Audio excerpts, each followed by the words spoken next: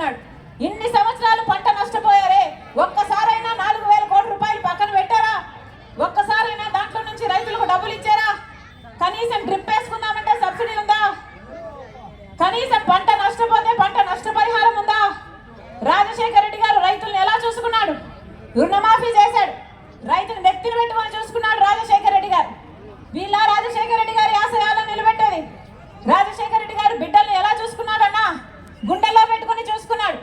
Fee reimbursement అయితేనేమి, ఉద్యోగాలు అయితేనేమి అద్భుతంగా ఇచ్చాడు రాజశేఖర రెడ్డి గారు. ఇలాగే మైకు పట్టుకొని జగన్మోహన్ రెడ్డి గారు 5 సంవత్సరాల క్రితం ఏం చెప్పాడు? 2,30,000 ఉద్యోగాలు ఖాళీగా ఉన్నాయి, నేను ముఖ్యమంత్రి అయిన వెంటనే 6 నెలల్లో భర్తీ చేస్తానని చెప్పాడు కదా జగన్మోహన్ రెడ్డి గారు. అయినాయన్నా? జాబ్ క్యాలెండర్ ఏమైంది? సంక్రాంతి వచ్చినప్పుడల్లా జాబ్ క్యాలెండర్ వస్తుందన్నాడు కదా జగన్మోహన్ రెడ్డి గారు.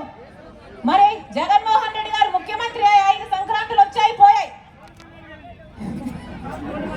కోడి పందాలు జరిగాయి కానీ జాబ్ క్యాలెండర్ అయితే రాలేదు. వచ్చిందా? ఏం చెప్పారు జగన్మోహన్ రెడ్డి గారు? 23,000 టీచర్ ఉద్యోగాలు ఖాళీగా ఉన్నాయి, సిగ్గులే